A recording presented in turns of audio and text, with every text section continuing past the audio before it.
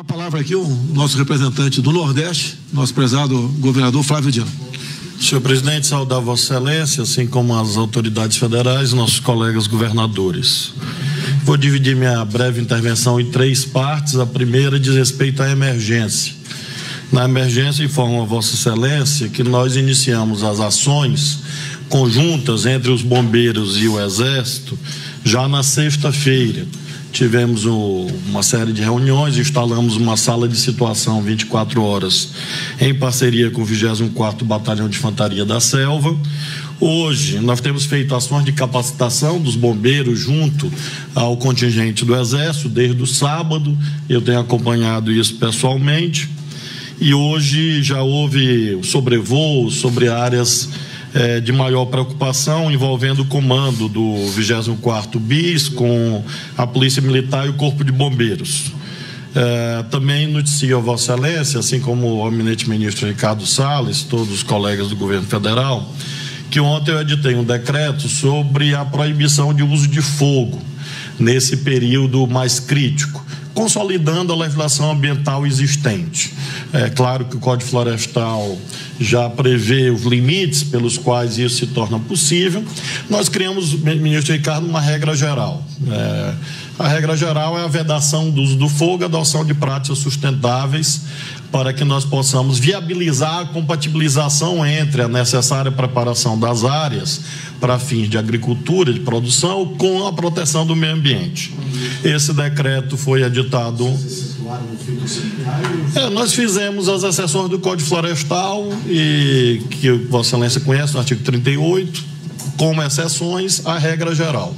E é claro que esse é um parâmetro pelo qual a Secretaria de Estado do Meio Ambiente e o Corpo de Bombeiros vão tratar dessa temática, e achamos que esse é um mecanismo que é útil para que nós possamos sair desse quadro emergencial. A segunda parte da minha, noticiando que nós requeremos o GLO ambiental e que, evidentemente, essa cooperação entre o Estado e o governo federal deve se intensificar.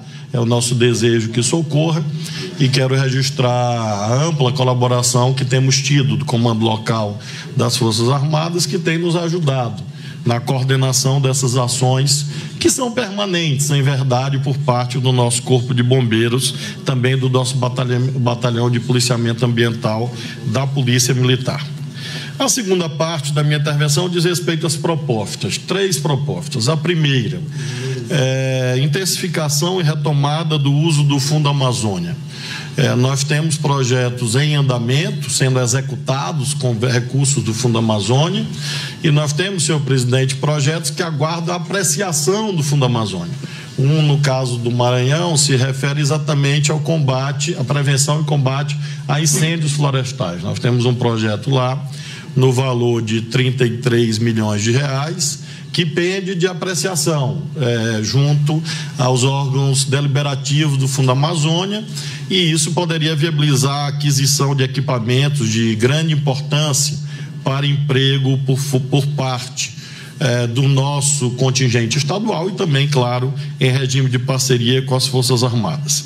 Então, me parece muito importante que haja esse destravamento do Fundo Amazônia, que de fato ele é uma ferramenta de altíssimo valor, de enorme importância, muito bem gerenciado pelo BNDES, pelo seu corpo técnico, pelo seu quadro técnico, claro, também pelas autoridades ambientais, e é uma ferramenta da qual nós não podemos abrir mão, como registrou aqui o governador Mauro, o governador Helder e outros colegas.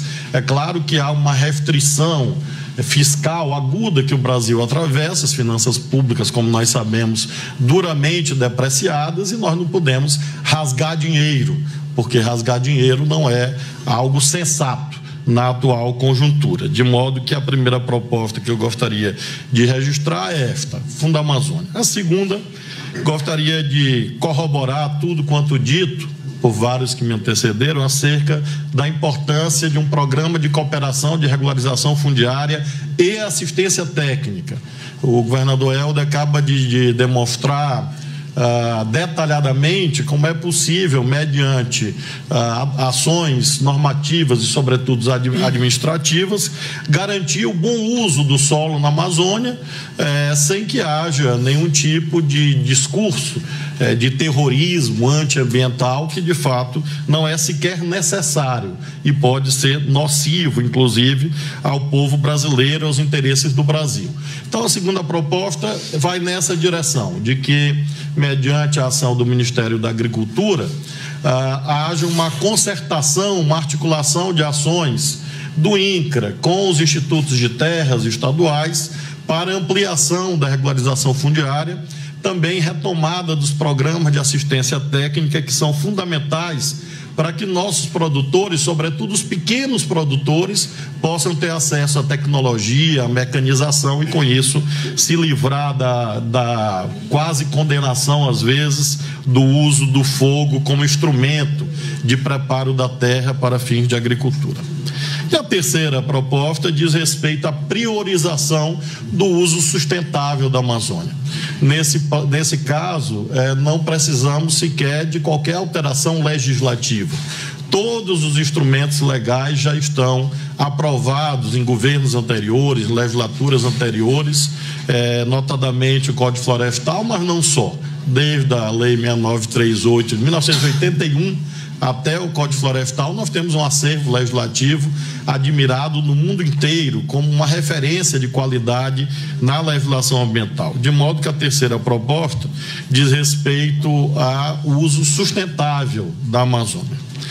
Que nós utilizemos todos esses instrumentos já constantes da legislação para viabilizar o uso econômico, inteligente da Amazônia, coisa que é amplamente possível, como todos nós sabemos. E, finalmente, a terceira parte da minha exposição diz respeito ao nível estratégico.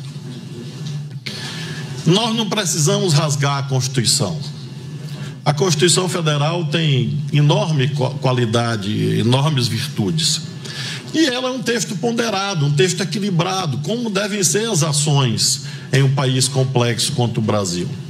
No caso da temática ambiental, nós temos o artigo 225 da Constituição Federal, que fixa as balizas pelos quais os governos todos, os cidadãos, as empresas devem agir. Por exemplo, lá está definido no artigo 225 que a Amazônia é um patrimônio nacional. Portanto, é descabido qualquer debate acerca da soberania nacional, porque ela é um imperativo constitucional, indeclinável para todos nós que aqui estamos. Então, nós precisamos, claro, proteger tal soberania nacional e, para tanto, devemos exercê-la. A soberania nacional não se afirma retoricamente, ela se afirma mediante o cumprimento de deveres. A soberania nacional não é uma fraseologia, não é um slogan, é uma obrigação que nós temos que cumprir para, nesse sentido, assegurar a autoridade daquilo que a Constituição Federal manda a nós todos. E essa mesma Constituição fixa quais são as balizas pelos quais nós devemos, sim, agir de modo consorciado, de modo cooperado. Não podemos, não é que não devamos, é que não podemos repelir ações cooperadas. Claro que, preservado o valor da soberania nacional, o diálogo com outros países é imprescindível, por várias e óbvias razões. A primeira delas, outros países fronteiriços têm a Amazônia também.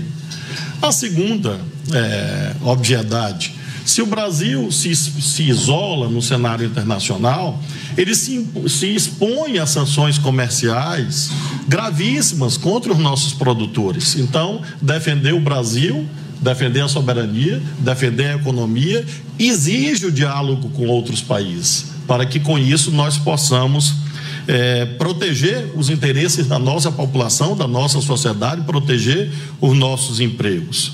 Então, no nível estratégico, me parece que soberania nacional é fundamental, cumprir os nossos deveres constitucionais é essencial.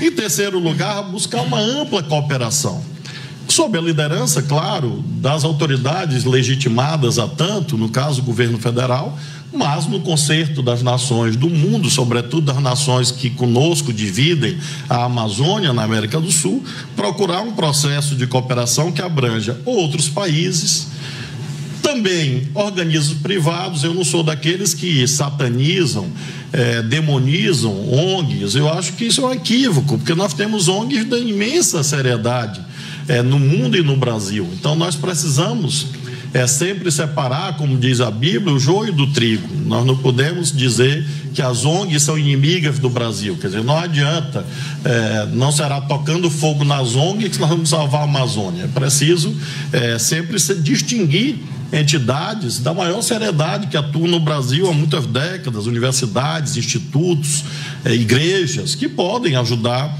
a proteger a Amazônia brasileira. No mesmo sentido da cooperação, finalmente, destaca o papel dos povos indígenas. Eles são brasileiros e brasileiras, são detentores de direitos que devem ser respeitados, que estão inscritos na Constituição e que, portanto, não podem ser ignorados por nós que aqui estamos.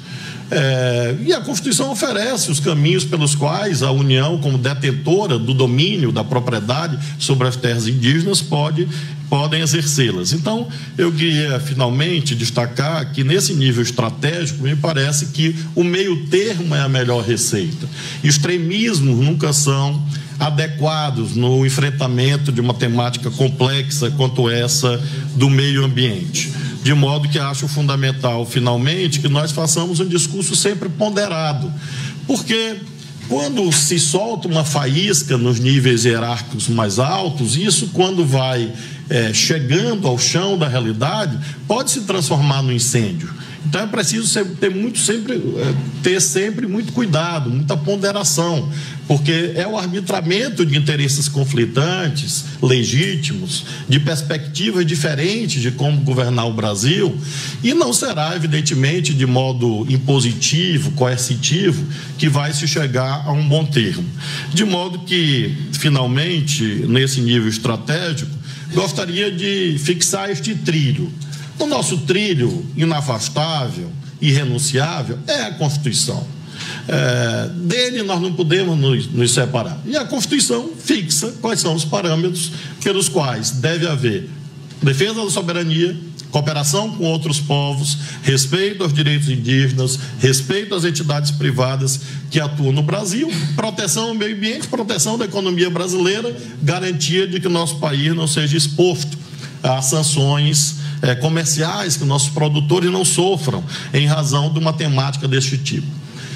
Friso, portanto, que não com uma postura, a meu ver, puramente reativa, que nós vamos sair dessa crise de imagem aguda que o Brasil se encontra. É preciso ter moderação. Eu acho que com moderação e com diálogo, muito facilmente, o Brasil vai mais uma vez superar essas dificuldades e encontrar no nível estratégico as medidas que nós devemos juntos adotar para que a Amazônia seja capaz, apta de transformar potencialidades em virtudes, em riquezas para a população amazônica e, sobretudo, para o desenvolvimento do Brasil. Da minha parte, senhor presidente, como sempre, o senhor sabe que pode contar, e as autoridades do governo federal sabem que pode contar, com a minha seriedade, com o meu compromisso e, portanto, com o meu apreço à verdade, né? Sempre defendendo com muita clareza as posições nas quais eu acredito, mas, ao mesmo tempo, sempre muito disposto ao salutar diálogo entre pensamentos diferentes, para que, com isso, nós possamos extrair pontos em comum que impulsionem ações em favor do nosso país.